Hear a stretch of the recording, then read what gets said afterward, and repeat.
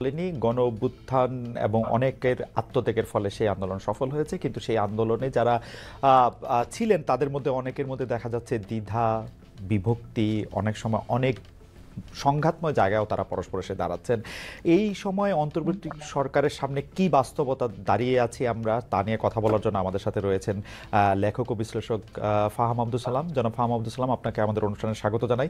আপনি আমাদের সময় দিয়েছেন অস্ট্রেলিয়া থেকে, এটা একটা ডিফারেন্ট টাইম জোন, অনেক লেট, সেখানে আপনি আমাদের আন্তরিক কৃতজ্ঞতা এবং শুভেচ্ছা জানবেন। আমাদের সাথে আরও থাকছেন অনুসন্ধানী সাংবাদিক জনাব জুলকারনাইন সাহেব। জনাব জুলকারনাইন সাহেব, আপনাকে অনেক ধন্যবাদ, আপনিও আমাদেরকে সময় দিয়েছেন, সেজন্য আপনাদের শুভেচ্ছা। আমি অবশ্য প্রথম প্রশ্নটি, আমি দু-তিনটা প্রশ্ন আপনাদের দুজনকেই করতে চাই।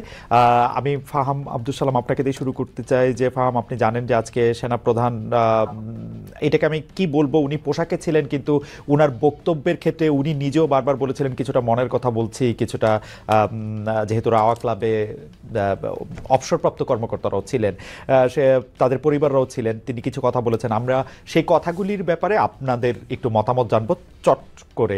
একটা আমি তাকে উদ্ধৃত করছি, বিডিআর হত্যাকাণ্ড নিয়ে জেনারেল ওয়াকারুজ্জামান বলছেন যে একটা জিনিস আমাদের সবসময় মনে রাখতে হবে, এই বর্বরতা কোনো সেনা সদস্য করেনি, সম্পূর্ণটাই তদানীন্তন বিডিআর সদস্য দ্বারা সংগঠিত, ফুল স্টপ, এখানে কোনো ইফ ও বাট নেই। ফাহাম, আপনার মন্তব্য শুনবো যদি ছোট করে, কারণ অনেকগুলি প্রশ্ন আছে ওনার বক্তব্য। দেখেন, এখানে একটা ব্যাপার হচ্ছে যে ওই সময় তদন্তটা ভালো করে হয়নি, এটা কি সত্যকে মানে ফ্যাক্ট, কারণ ওই সময় ধামাচাপা দেওয়ার একটা চেষ্টা করা হয়েছিল এবং আওয়ামী লীগ, তৎকালীন আওয়ামী লীগ সরকার এটার সাথে কমপ্লিটলি বিশ্বাসঘাতকতা করেছিল। সেই নিরিখে বাংলাদেশের সাধারণ মানুষের মধ্যে একটা চাহিদা আছে যে এই ঘটনার একটা প্রকৃত তদন্ত হোক এবং বের হয়ে আসুক, এবং আমি তার সাথে সেই যে আকাঙ্ক্ষা, সেই আকাঙ্ক্ষার সাথে সম্পূর্ণ একমত। যে কারণ আপনাকে বুঝতে হবে, যেখানে অনেকগুলো পরিবারের বিশাল ত্যাগ রয়েছে এবং তারা এগ্রিভড, এবং তাদের যে বিচার পাওয়ার আকাঙ্ক্ষা, এটা খুব স্বাভাবিক, এবং সেই বিচার পাওয়ার আকাঙ্ক্ষাটাকে আমাদের সম্মান করা উচিত। এবং সেই সম্মানের আঙ্গিকে আমি বলতে চাই যে এই বিচার পুনঃতদন্ত হওয়া উচিত, এতে কোনো সন্দেহ নাই। কিন্তু উনি, যেটা আমার ধারণা, অনুমান, উনি, এটা আমি নিশ্চিত না, এটা আমার রিডিং অফ দ্য ইভেন্ট, যে উনি এটার সাথে যেই অন্য পক্ষের কোন একটা বৈদেশিক পক্ষের যেই যোগাযোগ, এটাকে সম্ভবত অ্যাড্রেস করার চেষ্টা করেছেন, সেই জায়গাটায় উনি নাকচ করে দিয়েছেন বলে আমার অনুমান। আমি তার মন জানি না, তো সেটা যদি হয়ে থাকে সেটা ভিন্ন আলাপ। কিন্তু আমি সম্পূর্ণ, যারা শহীদ পরিবার তাদের সাথে সম্পূর্ণ একমত যে এই ঘটনার পুনঃতদন্ত হওয়া উচিত। আমি একই বিষয়ে আমি একটু জুলকারনাইন সাহেব আপনার কাছে আসতে চাই যে স্যার, আপনি নিশ্চয়ই বক্তব্যটা শুনেছেন, তো সেই ক্ষেত্রে তিনি বলেছেন যে বিচার প্রক্রিয়া, যাদের শাস্তি হয়েছে তারা অপরাধ করেছে বলে শাস্তি হয়েছে। 51 জনের ব্যাপারে তার কাছে কিছু রিপোর্ট গেছে, তার মধ্যে তিনি তার থেকেও বেশি করেছেন সে তিনি বলেছেন। আপনি তার বক্তব্য সম্পর্কে কি বলবেন? জি, ধন্যবাদ খালিদ ভাই। আজকে বাংলাদেশের সেনাবাহিনী প্রধান জেনারেল ওয়াকারুজ্জামান যা বলেছেন, ওনার ভাষণটা, বিশেষ করে বিডিআর এর বিষয়ে, আমার বিডিআর এর বিষয়ে আমি এতটুকুই বলতে পারবো যে যারা অপরাধ করেছে তারা শাস্তি পেয়েছে, এই কথাটা উনি যথাযথভাবেই বলেছেন।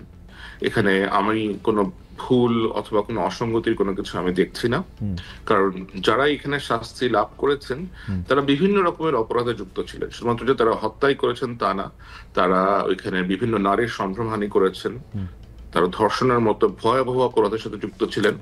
এখন বিচার প্রক্রিয়াটা যখন চলে, তখন আমার জানা মতে অনেকের মান সম্মানের কথা এবং সামাজিক অবস্থার কথা চিন্তা করে তাদেরকে যে ধর্ষণ করা হয়েছে এই কথাগুলো উজ্জ্বল রাখা হয়।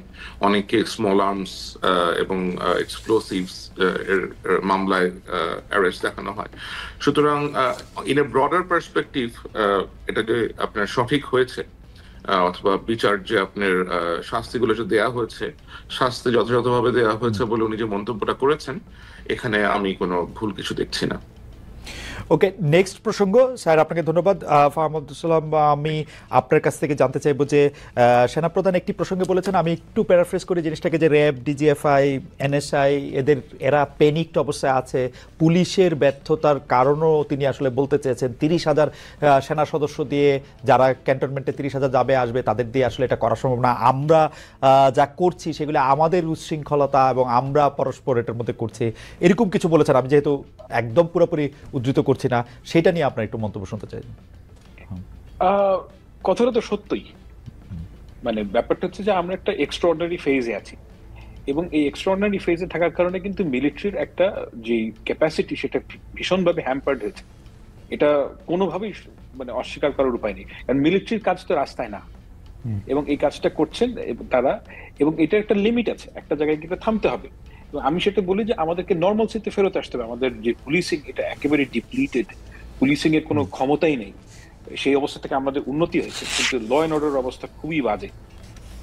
তো এই জন্য একটা প্রিভেইলিং আইডিয়া হচ্ছে কি যে একটা যদি পলিটিক্যাল গভর্নমেন্ট আসে, তখন তাদের পক্ষে এই কাজগুলো করা সহজতর হবে, এবং অর্থাৎ মূলত স্টেবিলিটির দিকে আমাদের দেশ নর্মালসিতে ফেরত যেতে হবে। এবং সেই কারণ থেকেই ওয়াকার সাহেব এই কথাগুলো বলছেন, এবং এটা তো সত্য কথা যে মিলিটারির ভেতরে যে এতদিন ধরে যদি আপনি এনগেজ করে রাখেন রাস্তাঘাটে, এবং ল অ্যান্ড অর্ডার অবস্থাও ভালো না। So if you think about it, যে এই কাজগুলো তো আসলে পুলিশের কাজ, এবং পুলিশকে যদি পাওয়ারফুল করতে হয়, পুলিশ ডিপ্লিটেড ফোর্স, এটাকে আপনার লোকবল বাড়াতে হবে, নর্মাল সিটে ফেরত যেতে হবে, এবং ওই গোলের দিকে যাওয়ার যে তার ইচ্ছা আমার কাছে মনে হচ্ছে দ্যাট ইজ পারফেক্ট। এবং এটাই একজন অ্যাডাল্ট হিসেবে, একজন রেসপন্সিবল মানুষ হিসেবে তিনি যা বলেছেন, যেটা আমার কাছে তাই মনে হচ্ছে। ফাহাম, এখানে দুইটা প্রশ্ন। এক হচ্ছে যে আপনি কি পরে নিশ্চয়ই আরো আমরা বিস্তার করতে পারবো, যে আপনি কি এটা বলতে পারবেন যে কেন যেই কাজ পলিটিক্যাল গভর্নমেন্ট পারবে সেইটা নন পলিটিক্যাল গভর্নমেন্ট কেন পারবে না, যদি এটা আইন শৃঙ্খলার ব্যাপার হয়? এক, আর এইটা আগে একটু জি। Fantastic question. মানে বাংলাদেশের সরকার, বাংলাদেশ এমন একটা রাষ্ট্র যেটা ডিজাইনড ফর পলিটিক্যাল গভর্নমেন্ট, এবং এটা একটা নন পলিটিক্যাল গভর্নমেন্টকে এই দেশ গভর্ন করা সম্ভব না। কেননা আমি একটা ছোট্ট করে একটা উদাহরণ দিই, যেটা হচ্ছে কি আমাদের এই অন্তর্বর্তীকালীন সরকারের চাইতে অনেক বেশি পাওয়ারফুল এবং এবল গভর্নমেন্ট ছিল 2007 সালের তত্ত্বাবধায়ক সরকার। 2007-8 সালে ওই সময় একটা তারা কমপ্লিটলি, এখন তো কোনো সরকারই ছিল না, 5ই আগস্টে তারা একটা ফাংশনাল গভর্নমেন্ট পেয়েছিল। এন্ড ইয়েট আপনি চিন্তা করে দেখেন যে তাদের যে সরকারের লাস্টিং লেগেসি, একমাত্র লাস্টিং লেগেসি হচ্ছে কি ভোটার আইডি কার্ড।